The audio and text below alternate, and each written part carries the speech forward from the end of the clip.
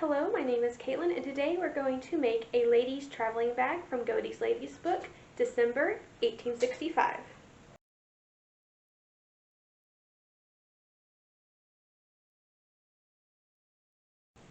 So my first idea to make this project really came when I was going to go to a railroad excursion for late to post-Civil War later in May. You're going to have to be calm if you're going to be in here. However, I'm not going to be able to go to that event anymore, but I'm still going to make up all the projects just because I can, and I already have all the stuff. So the first project I was going to do is for a traveling bag. So this is the printout of the pattern, and it calls it a Poche Pompadour, which is French, and I don't speak French, so that's the closest we're going to get. But it also calls it a ladies traveling bag, and it says, this elegant traveling bag is especially suitable for a lady. It is made in the shape of a very large purse and is a velvet rep embroidered in white. These colors may, of course, be changed according to taste. 2½ yards of rep or other woolen material, 27 inches in breadth, are required, and the same quantity of white calico for lining. 2¼ yards of silk fringe, and 5 skeins of white silk embroidery for the trimming. 2 ivory rings, and some pearl buttons. The pattern is not worked twice on the same side of the purse, but on one side at one end of and on the opposite of the other, so that both patterns may show when the bag hangs over the arm. The bag is entirely lined, a pocket is formed on each side, and a slit is made in the center of the bag in exactly the same way as a purse. 2 rings are slipped over, and the slit is further fastened by pearl buttons and silk loops. Each pocket is edged with silk fringe up to the slit in the middle. These pockets are very convenient to hold the numberless small articles in which a lady always wishes to have by her during a journey. The embroidery is worked in satin stitch, the inner part of the pine pattern being filled up with colored silk, and the material should be stretched over a frame in order to be worked nicely. The bag is very easily made up, being, in fact, nothing but a purse of very large dimensions. The embroidery can easily be dispensed with, and a useful bag made of plain materials. One of the advantages of this bag possesses over the ordinary kind is that it really has a graceful appearance when properly carried, which can scarcely be said of many traveling pouches. So let's get a close-up of the picture there. I think y'all can see that. There we go. Yes. So what I purchased to go with this project, it said rep or woolen materials, or other woolen materials. So I know rep is the type of woolen material. I purchased some pink, like a dusty rose. I think it was very good for traveling because it's not bright. It's tropical weight wool suiting. So this will be the wool part of it. And of course I have lots and lots of white cotton for the lining. And then, let's see, for fringe, it's hard to find silk fringe today. So I have this bit of silk, which is very pretty colors. And I was going to fringe this to make my fringe. And I think I'm going to do it, I could fringe it this way and have gold fringe. But I think I'm going to do it this way and get all those pretty colors in there. There's like a pinkish red, a couple of, some gold, some yellow, and a couple of colors of green in there. So I think that's what we're going to do for that. And I picked those exact same colors for the embroidery floss, which is not silk because I don't feel like ordering a bunch of silk. So I have cotton embroidery floss. I have it in both green colors that show up in what's going to be the fringe, the gold, and also the red color. The pattern I'm going to work, I decided on a different pattern mostly because that's a lot of embroidery. And although I can embroider, it's been a very long time, and I imagine my skills have much depleted since then. And so I found this in May of 1865. I believe I said this was from 1865. This is 1864. Sorry, I think I messed that up. This is 1865, and it's basically blanket stitch. And it is originally for a scarf, is what it says. But I just blew it up a little bit, and I think this is going to work very well. It's still a period pattern. I think that should work very nicely. So I think I'm going to do the leaves in the dark green, the vine parts in the light green, and then use the yellowish bits in the middle of the flowers, and possibly here as well, and the red out here. And I think that should be my plan for that. Of course, you don't get ivory rings anymore. That's not a thing. Hello, honey. So I found these that are going to be fairly close, still in the purse making aisle at Joann's. I bought them in gold and then also like a darker darker black color. And I don't know which is going to be less obtrusive. Maybe the gold would look good with all the gold embroidery, but not sure. I'm gonna have both of them, and so we're going to see what I decide when we're done with that. What is wrong with you? He's not bothering you. And then I also have what are really probably plastic mother of pearl buttons for now. And then whenever I come across some antique bone or pearl ones, I can purchase those and replace them. So that is going to be the basic process. So I think the first step is to cut this out.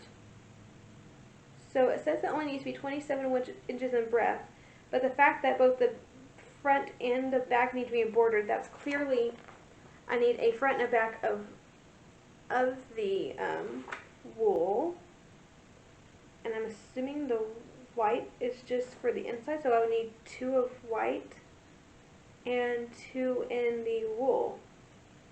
So let's go and figure out how I'm going to cut that pattern and how long it needs to be. Well, it does say it needs to be 2.5 yards long, so I suppose just that length, and then half it over, so I'll get 2, a front and a back.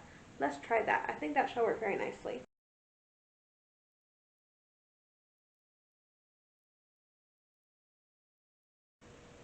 Okay, so I have my fabric here. I cut the fabric 27 inches wide, and my wool ended up only being about just a little over 2 yards instead of the 2.5 the pattern called for. And so it's going to be slightly shorter.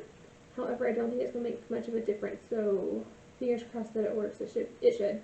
And so then I took the same amount of white fabric, I laid them over top, folded them into quarters because I need 2 of the pink and 2 of the white.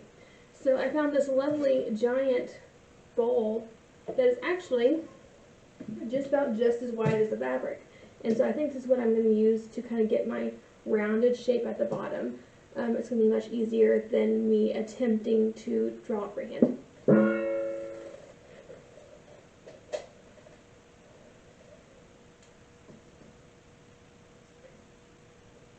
So I'm just going to take from the widest point.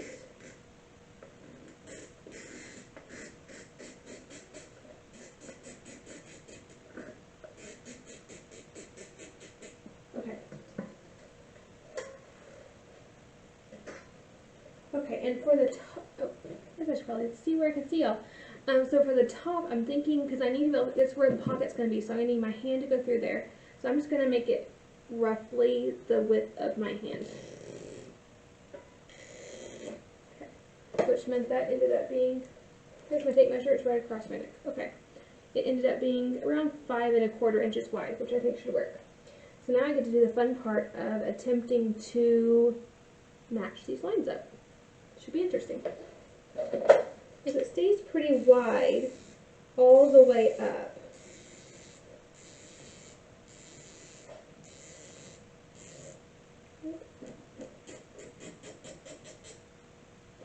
I think I like that. Okay.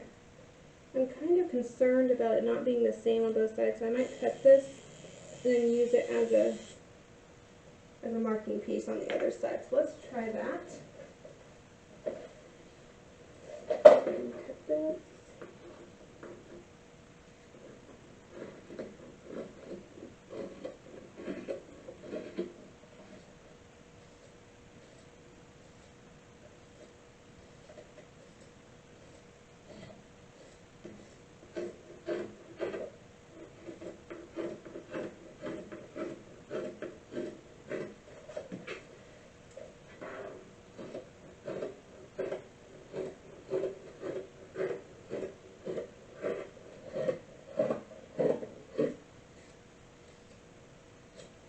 Okay, there's that.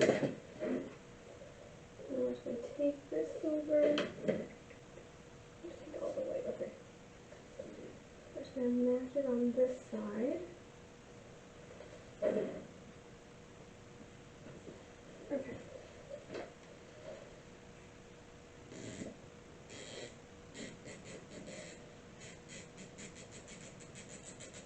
Okay, it doesn't have to be perfect.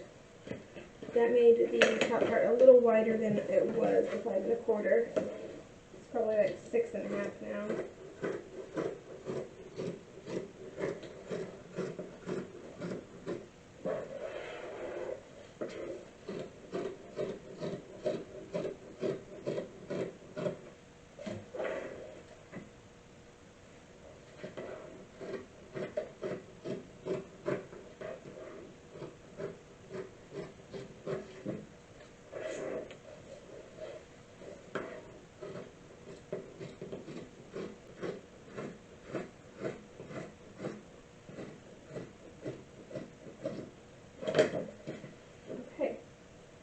gives me 4 pieces. So there's 2 of the pink.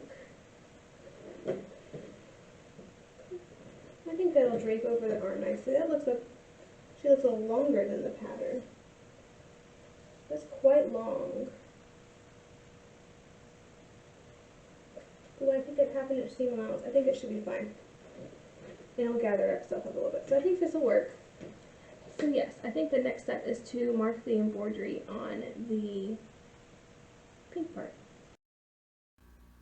So this is what the embroidery looks like on the frame.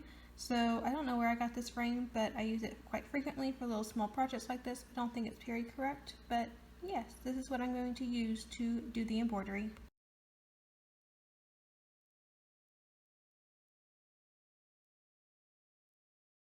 Okay, so I have finished with the embroidery. It only took about 2.5 to 3 hours to do each side. Not very long, but that's because I chose an easier pattern. And so that's kind of what it turned out to be. I'm actually really happy with it. I think it looks really nice. And so I think the next step, what I'm going to do is go ahead and cut the slit in one of the panels with the lining and sew that together while it's still in separate pieces. I think that's going to be easier than doing it afterward. So let's try that.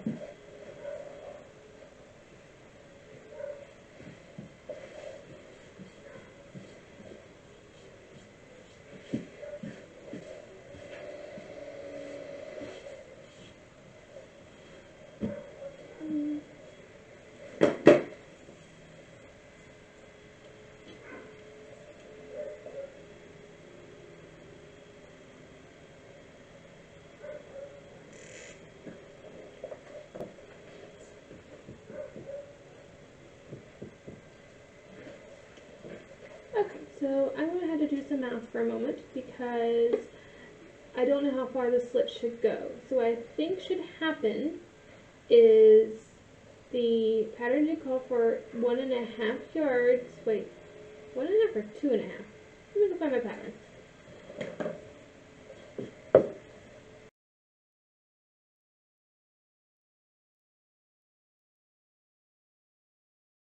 Okay, I have finished measuring.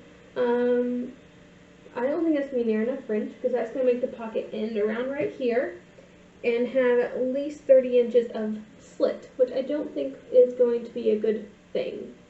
So I'm thinking about going all the way up to doing 60 inches instead of 40 inches of fringe on either side and having an 18-inch slit, which I think shall be acceptable. Not perfect, but acceptable. I think that shall work. Let's try that.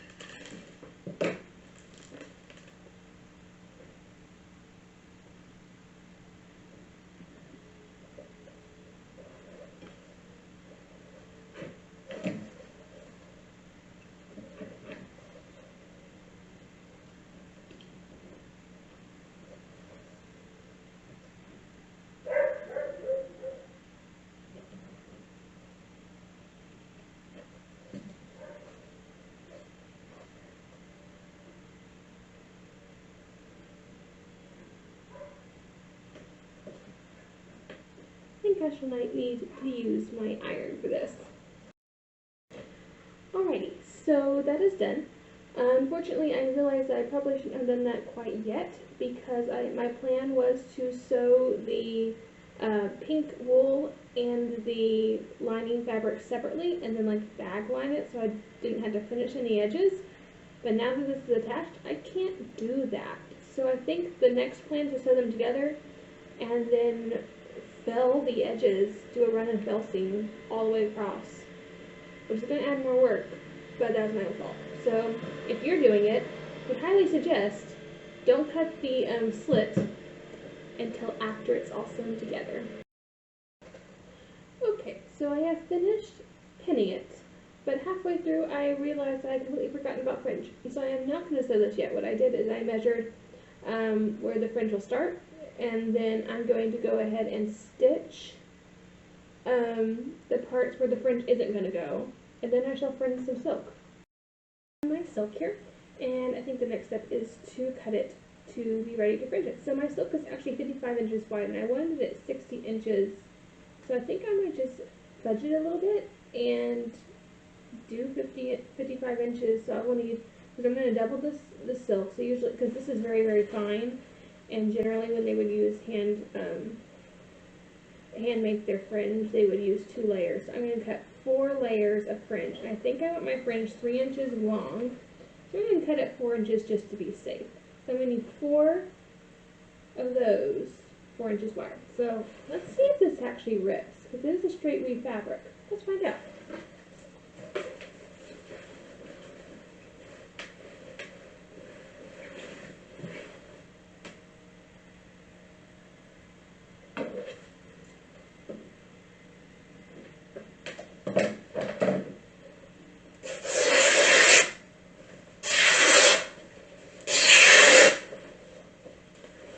Well, it's a horrid noise, but it worked.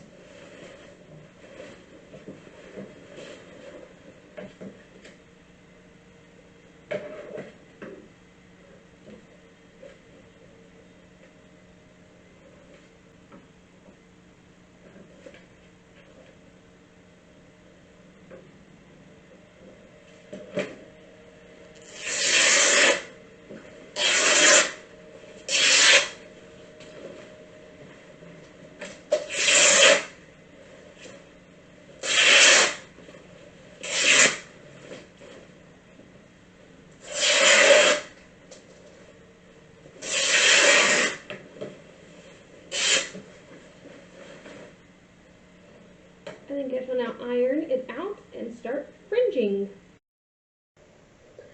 Okay, so that took an awful long time. I think that took longer than the actual embroidery took, which is ridiculous.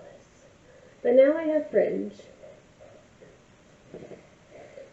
So I think what I'm going to do now, because I could just sandwich it in between these 2 pieces, but then I wouldn't be able to see where to stitch, because I don't want to stitch too far up to where you see the part I didn't fringe, but I don't want to sew into the fringe. It needs to be kind of on that line.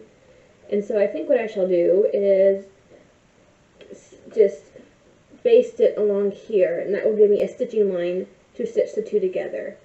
So yes, I think that shall be what I shall do next.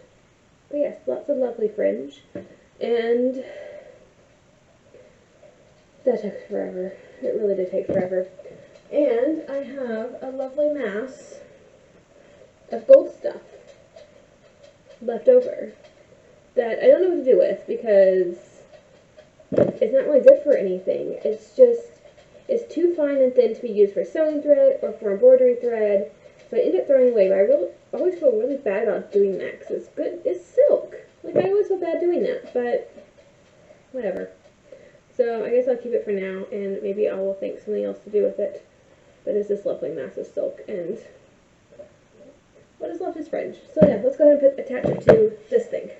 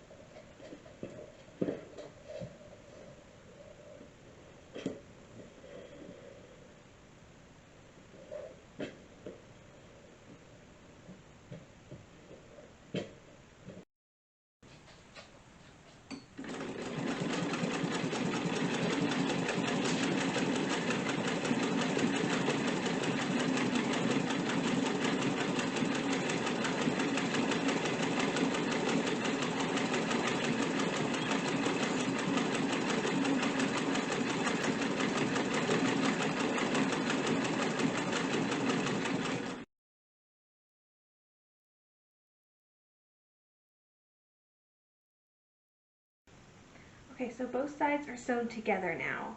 I was going to do a run and fill seam to whip up these edges since I didn't do the back lining, which I think is what would have been done. The pattern, the directions don't say, it's not even a pattern. The directions don't say what to do, but bag lining, which is what we usually do for linings, would make sense if it started with bags. I don't actually know. So, but yeah, I didn't think that through whenever I was doing the slit, so I can't do that. I was going to run and fill the seams just to hide them, but it's in the interior of a bag that only I'm ever going to touch. So I think I'm just going to whip the edges to where they don't ravel and be done with it. That sounds like a great plan to me. And so, excuse me while I go whip all these together and then turn the whole thing inside out to see what we got.